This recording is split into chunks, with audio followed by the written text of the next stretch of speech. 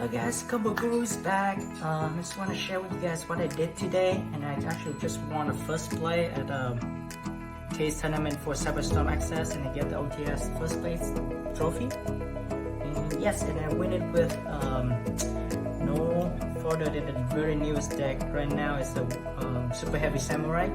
So no more further ado, I will go over the deck itself, the choice I make, and something that I may want to change in the future, as well as that you know, there's some interaction that's pretty cool that I went through throughout the day.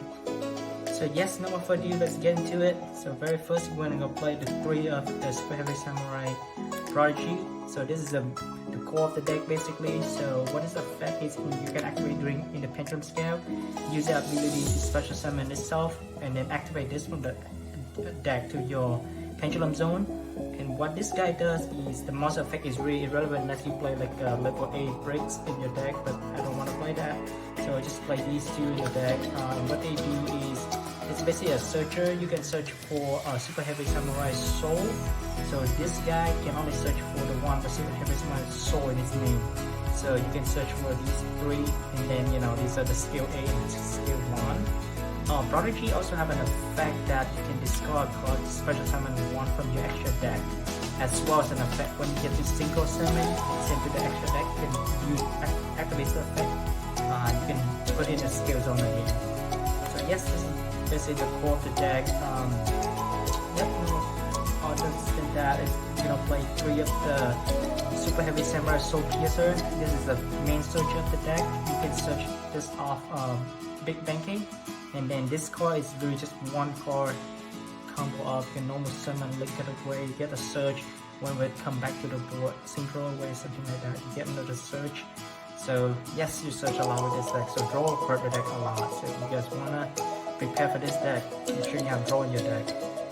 And other than that, we're gonna play 3 of the Super Heavy Samurai Motorbike. This card is also a searcher that search for everything, and as well as it's a tuner. A level 2 tuner, that's very important because this can also make itself level 4 once per turn. The main important part when it's level 2 is you can always combo with Prodigies, activating this special searching for Soul Piercer, normal Soul Piercer, make the link one, and then you can search for this and pitch it to graveyard, and then discard special Soul Piercer back, and now you have 2 level 4, 1 tuner, 1 non-tuner that you can synchro away, and then you can activate a scale as chaining 2. Chaining 1 will be just your this card right here, and then chaining 1, chaining 2, chaining 3, so you will do a 3 search and you special summon this, and you can synchro away with the Stardust Dragon to make Baron the Floor. One good thing about, one thing to note about this is to play around mid, you can probably play a Stardust Dragon in your deck, so you can making sure that your Baron the Floor will be unaffected by a mid. But you don't really have to. I feel like mid is not really strong in meta right now, so the deck has very high extra decks, so I couldn't fit it in. But yeah, other than that, we also played 3 of the Summer Wagon. So Wagon does the same thing as Soul Piercer. Basically, when you normal summon, you switch to defense, and then you activate the search button, attack the search for any card, any Soul, Super Heavy Samurai Soul. So in this case, you can search for Soul Piercer, attach it to Wagon, and then you can just link away. Does the same combo. But yeah, so these are all the main searcher of the deck. You know, this guy is not a searcher, but basically he's included in the package. Very important card. These all has to be playing your deck. There's no less than this.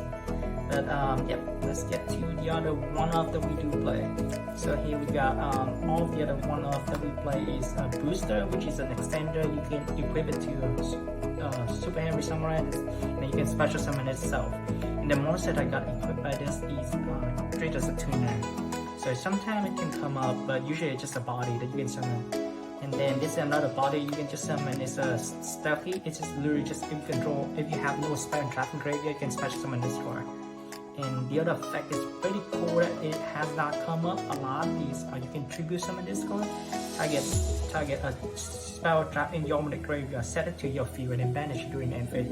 So you cannot play spell and trap in the decks because some of these cards they have a restriction that you have to have no spell and trap in graveyard, which is why you see everyone playing this deck like a deck full of monsters. So yes, so this is one of the deck, and then we got here this SUPERHEAVY Soul Peacekeeper. So Peacekeeper tool is just you can equip to SUPERHEAVY Samurai card, and then you can send that preview summon that card, and then special summon one from deck. And usually the target for this is skill. And then what the skill does is arm summon, you can target one for preview special summon that. So yes, these are all the SUPERHEAVY Samurai in the that we play the game. And then together with the package, you're always gonna play the gearbox plus the tunneler. So these two are the card that you search off. This you can search it off the ancient gear, or you can search it off the Gear X. So either one of them, when they add it to your hand, this can trigger and you can add a tunneler to your hand. And what tunneler does is you can tribute an earth monster to special summon it, machine earth. But the main ability of this card is when it's in graveyard, you can banish it, then reshuffle back up to 5 machine earth monster to draw 2. So most of the time, I always ending on using this effect, and my hand always is after the full combo is you always gonna have like 5 to 6 cards in your hand, most likely. And during the combo, last but not least is the King of Regulus. So this card is always gonna be on my end board. And then on the end board, it can be Regulus attaching the Soul Piercer, which will give you 1 negate once you negate with using Regulus, you can use a Soul Piercer effect in the graveyard to search for a follow-up. So yeah, that's all the main monster beside all the non-ancient card. So from here on, it's all the non-ancient card that we do play. So let me go over that real quick. So we do play, of course, this new meta that everyone is searching. Very important. This deck search a lot. So if you drop a draw locker on them, it's pretty good. It's basically stopping them from making play. So throughout the day, I did actually try to play around draw as much as possible.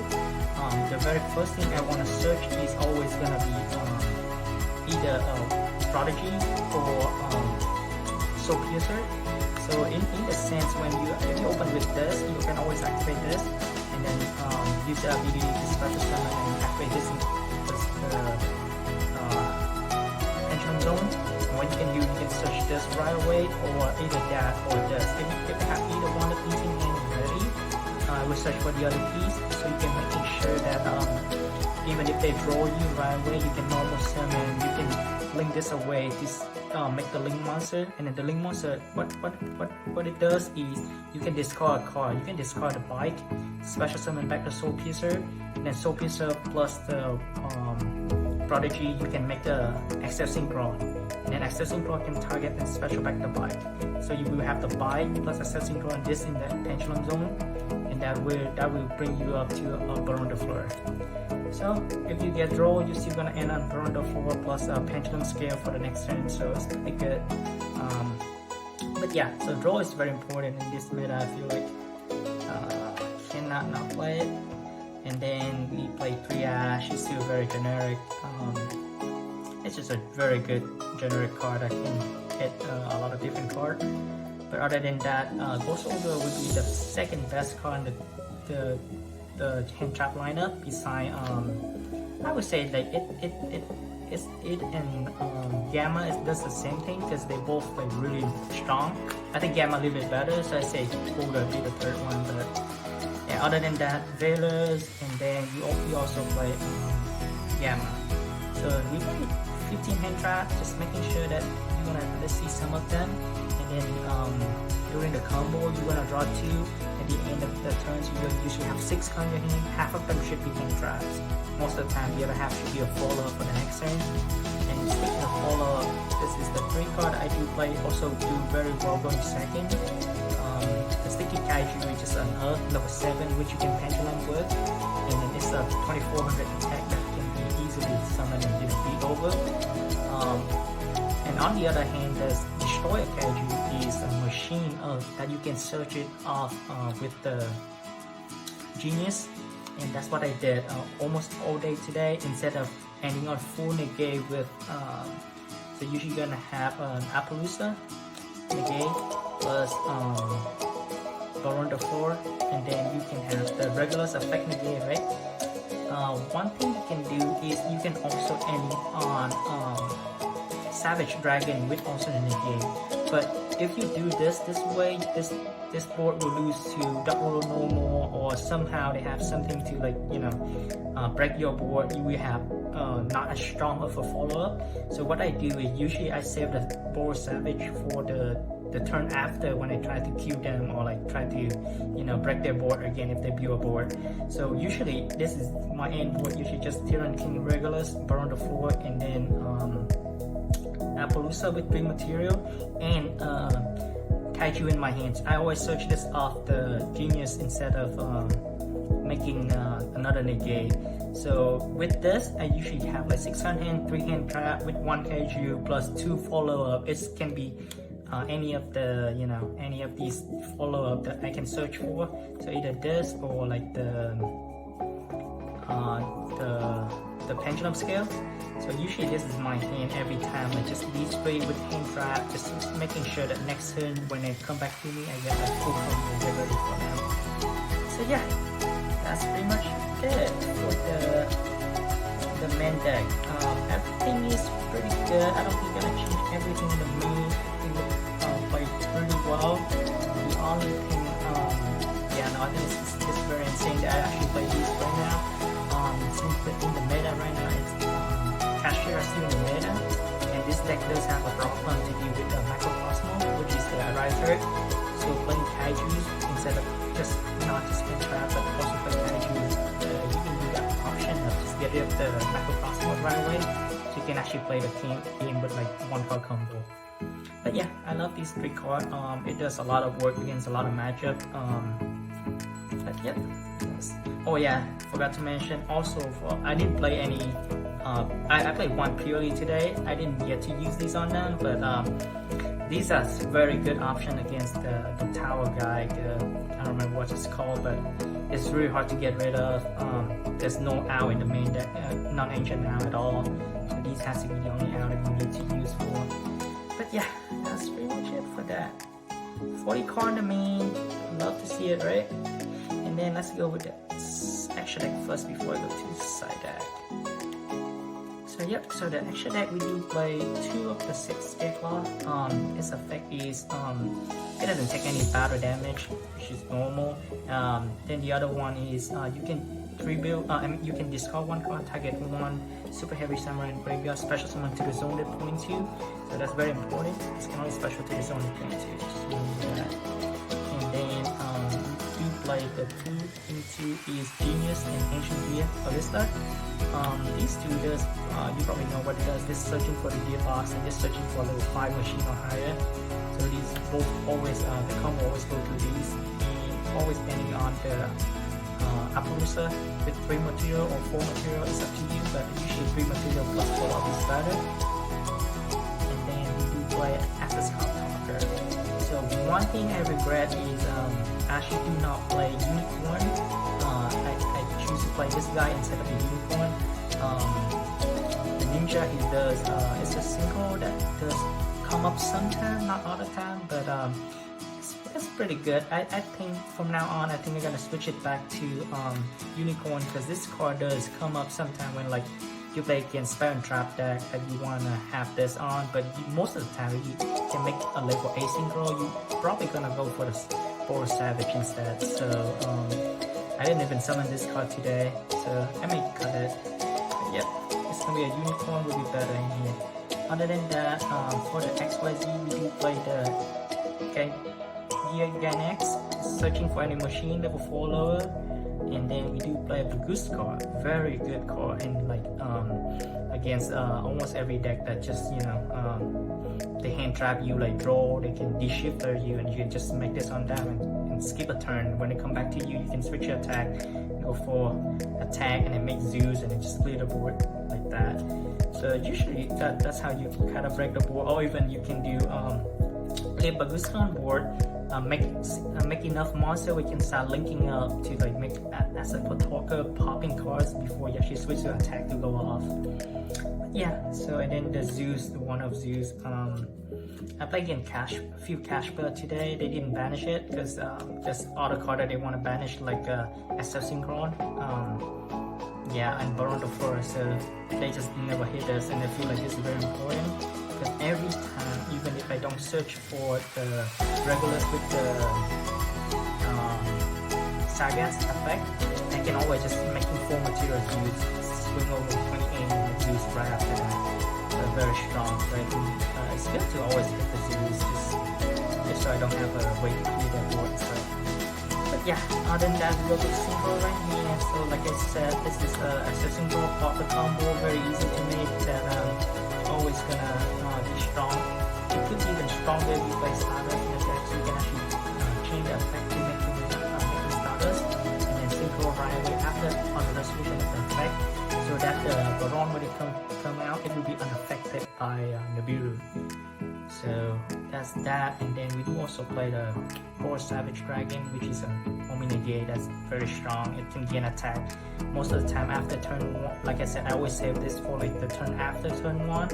So if I go first, I go to Appaloosa or Asset Talker to like clear board and stuff like that. I summon Savage Dragon to attach one of these back, and I get 4 material, and if it attaches Asset Talker, I get like a lot of damage back, so it's pretty good.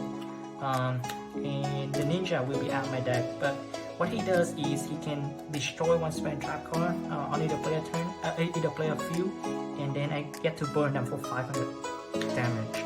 So this card could come up in time, you know, but I feel like you don't really need this kind of card because the deck usually doesn't go in time at all. It's very strong turn 1 and turn 2. There's no really grinding at all. You try to turn 1 build a board. If it cannot break your board, you go for the next turn. But yep, so that's the extra deck.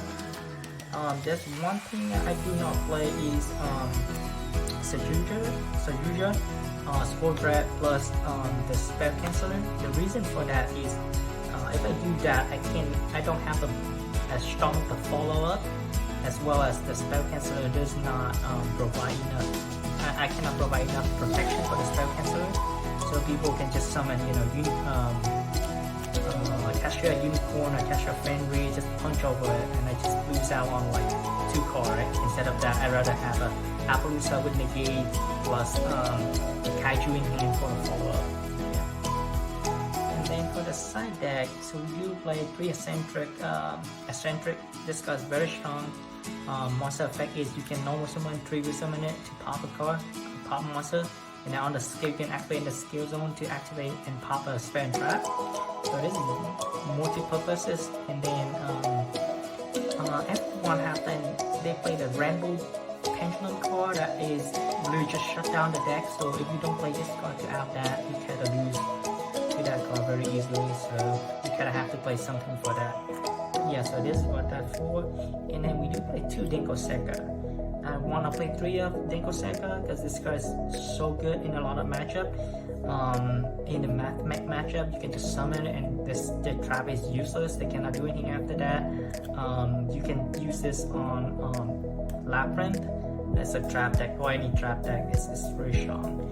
And I do play one of the Prankatops. I feel like because I play 1 Prankatop, I only play 2 Denko. But I still think that I should play 3 Denko and 1 Prankatops. And you know, the deck doesn't play any spell and traps, so you kind of need like a lot of way to like stop you know, floodgate and stuff like that. So, and I do play 2 Ghost Spell as well as 2 Nibiru. So Ghost Spell is for Branded because I feel like Branded is still a thing with the new card is really strong. And then Nibiru is just to catch people off guard because people will think that I'm not gonna side Nibiru or main Nibiru, and then they just go off and then they just Nibiru them and then come back next turn with a pendulum and go for game. So it's very strong. It is up to be in the side. Might not be in the main because against a lot of deck it can absolutely make like a only game for like 4 or 5 7, and you force to use Nibiru before that. And then then they still can do the board after. So it's only good in the side because you can match it with other hand trap since you're drawing more. And then Kirikara is very strong also in the meta where everything that's activated like you know for the purely deck, and you can use these on like the monster if they don't have the negated effect or protection effect. So yeah. But yeah, so these are the one answer. Okay, so this is the one card that everyone will have question about because like you're not supposed to play spell and trap in the deck. So playing anti-spell means, you know, I could turn off most of my card in the engine. But I only decide this card going first. So my logic with this is I would do, you know, regular combo, drawing 2 cards at the end of it. So I always want to draw into. So after the combo, the deck only have like around like 20 cards left in the deck. So the chance of you drawing these and then the hand trap are very high. And the reason is no one really expecting this, as well as you know since they don't expect it, they will not have any spell and trap removal, and this gonna become insane, right? Like I said, the logic of earlier about a score drag plus spell canceller is that cashier can just punch over it easily. But if you have this on board, they cannot really punch over it, right? It's a trap. So if they try to Fenrir effect, you're always gonna have a negate for that. But anything that negates your board will be taken care of by anti-spell. So yeah, I may need to test with this a little bit more, but other than that, I think I like the list. If I would do any change, I would do Kurt Danko, and then these two would be Score Red and Spell Canceller. And that's only it. The cashier is out of the format, which I hopefully when the ban is dropped that will happen. But no more further ado. Thank you so much for listening. If you guys like some of this content, please let me know. Drop in a comment, and then I can do more content like this. So yeah, Combo Gurus out. Thank you.